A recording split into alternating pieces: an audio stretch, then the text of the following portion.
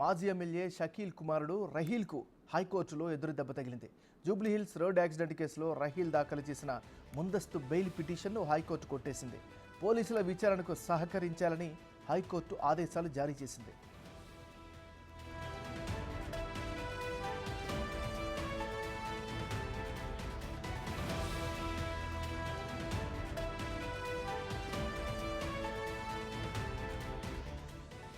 మనం breaking news చూస్తున్నాం.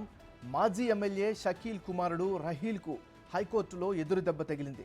Jubilee Hills road accident కేసులో రహీల్ దాఖలు చేసిన ముందస్తు బెయిల్ పిటిషన్ హైకోర్టు కొట్టేసింది. పోలీసుల విచారణకు సహకరించాలని హైకోర్టు ఆదేశాలు జారీ చేసింది.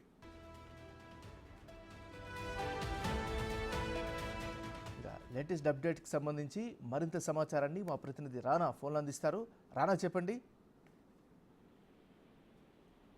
ఏదైతే యాక్సిడెంట్ చేసినటువంటి కేసుతో పాటు ఆల్రెడీ ప్రగతి భవన్ దగ్గర కారు అక్కడైతే డివైడర్లు కొట్టినటువంటి కేసులో కూడా ఇప్పటికే ఆయన ఆరోపణలు ఎదుర్కొన్నాడు. కేసులు కూడా నమోదైనటువంటి నేపథ్యంలో అరెస్ట్ నుండి తప్పించుకోవడానికి అనేక రకాలుగా కూడా రాహుల్ ప్రయత్నించారు. ఏకంగా దుబాయ్ పారిపోయాడు. దుబాయ్ పారిపోయిన తర్వాత నన్ను అరెస్టు చేయవద్దంటూ కూడా హైకోర్టును మెట్లెక్కాడు. హైకోర్టు నుంచి కూడా కొంచెం ఊరట లభించిన తర్వాత అయితే విచారణకు మాత్రం కంపల్సరీ హాజరు కావాలంటూ కూడా అప్పట్లోనే హైకోర్టు ఆర్డర్ ఇచ్చింది. అయితే దాని తుంగలో తొక్కుతూ మరొకసారి పిటిషన్ వేసినటువంటి పరిస్థితి కనపడుతుంది. ఎందుకంటే వ్యక్తిగత మినహా హాజరు నుంచి కూడా మమ్మల్ని తప్పించట్టు కూడా ఆయన హైకోర్టుని ఆశ్రయించడం జరిగింది. అయితే హైకోర్టు మాత్రం దాన్ని నిన్న కొట్టేసిన పరిస్థితి కనపడుతుంది. మస్ట్ అండ్ షుడ్ గా ఈ విచారణకు అనేది హాజరు కావాలంటూ కూడా చెప్పడం జరిగింది. ఎందుకంటే ఈ జూబ్లీహిల్స్ యాక్సిడెంట్ కేసు అనేది కూడా అప్పట్లో సంచలనంగా మారింది.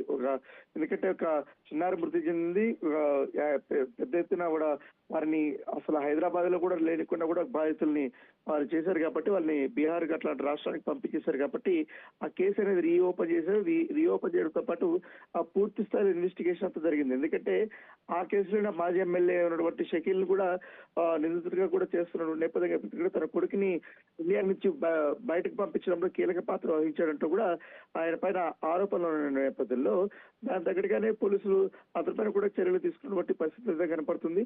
ఎందుకంటే ప్రస్తుతం ఈ రెండు కేసుల మీద వాళ్ళిద్దరికి ఆల్రెడీ బెయిల్లో కూడా ఉన్నటువంటి పరిస్థితి కనపడుతుంది. ఎందుకంటే ఈ పిటిషన్ అనేది కంపల్సరీగా అతను కానీ పోలీసు విచారణకు వస్తే మాత్రం ఆ రోజు అతను కారు తోలి వేరే వ్యక్తి కారు తోలాడనే పోలీసుల్ని మిస్లీడ్ చేయడంతో పాటు పంజాగుట్ట యాక్సిడెంట్ కేసులో కూడా అతనే కారు తోలి వేరే వాడు కారు తోలాడంటూ కూడా ఇంకో అతన్ని నిందితుడిగా పోలీసుల ముందు హాజరుపరచడానికి ప్రయత్నించడం. ఈ రెండు కేసుల్లో కూడా చాలా ఇంపార్టెంట్ పాత్ర రాహుల్ ఉంది కాబట్టి పోలీసులకు తప్పుదో పట్టించడమే కాకుండా ఎతను తప్పించుకోవడానికి ప్రయత్నించాడు అనేది కూడా అతని పైన ఆరోపణలు ఉన్నాయి.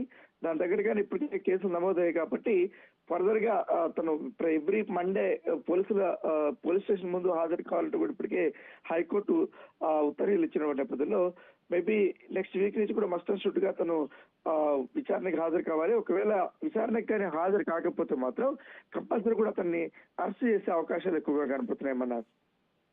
Thank you Rana.